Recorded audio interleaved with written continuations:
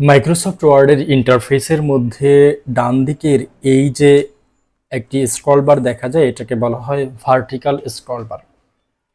তো আমাদের বিভিন্ন সময় কাজের প্রয়োজনে আমরা চাইলে এই স্ক্রল বারটাকে হাইড করে কাজ করতে পারি, আবার এই হাইড করা স্ক্রল বারটাকে আবার শো করতে পারি।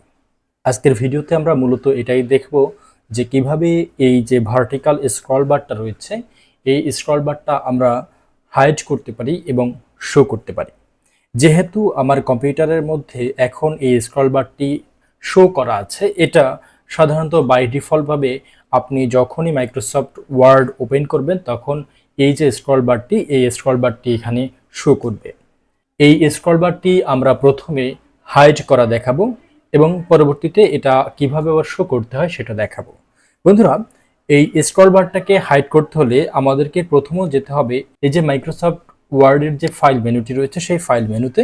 এখান থেকে আমরা চলে যাব অপশনস থেকে আমরা চলে যাব অ্যাডভান্স যে সেটিংটি রয়েছে সেই অ্যাডভান্স সেটিংয়ে আসার পরে আমাদেরকে একটু নিচের দিকে স্ক্রল করে যেতে হবে। যার পরে আমাদেরকে খুঁজে বের করতে হবে কোথায় আছে ডিসপ্লের যে মেনুটি, সেই ডিসপ্লে মেনুতে অনেকগুলো সেটিং রয়েছে। এখান থেকে আমাদের খুঁজে বের করতে হবে এই যে শো ভার্টিক্যাল স্ক্রল বার। এটা এখন টিকমার্ক করা আছে, দ্যাটস ওয়াই এখন যে স্ক্রল বারটা আমরা দেখতে পাচ্ছি এটা এখন শো করবে। যখন আমরা এটাকে টিকমার্কটা উঠিয়ে দিব বা আনচেক করে দিব, তারপর যদি আমরা এখান থেকে ওকে প্রেস করি তাহলে দেখতে পারবেন আমি যত বড়ই জুম করি না কেন বা যত ছোটই করি না কেন আমার এখানে কিন্তু যে স্ক্রল বারটা ছিল সেই স্ক্রল বারটা এখন আর দেখা যাচ্ছে না।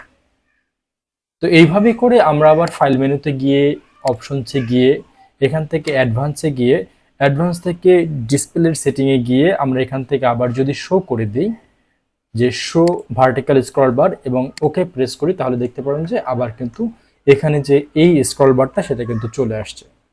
তো আশা করি বন্ধুরা আজকের এই ছোট্ট ভিডিওটি আপনার ভালো লেগেছে। যদি আজকের এই ছোট্ট ভিডিওটি আপনার ভালো লেগে থাকে তাহলে অবশ্যই ভিডিওটিতে একটি লাইক দিন, আপনার সুন্দর একটি মতামত এই ভিডিওর কমেন্ট বক্সে দিয়ে যাবেন। আর আপনি যদি আমাদের চ্যানেলে নতুন হয়ে থাকেন তাহলে অবশ্যই চ্যানেলটিকে সাবস্ক্রাইব করে পাশে থাকা যে বেল আইকনটি রয়েছে সেটিকে অন করে দিবেন। পরবর্তীতে কিভাবে শিখবো ইউটিউব চ্যানেলের আরও নতুন নতুন ভিডিও দেখার আশা রেখে এখানে শেষ করছি। সেই পর্যন্ত সবাই ভালো থাকুন, সুস্থ থাকুন। আল্লাহ হাফিজ।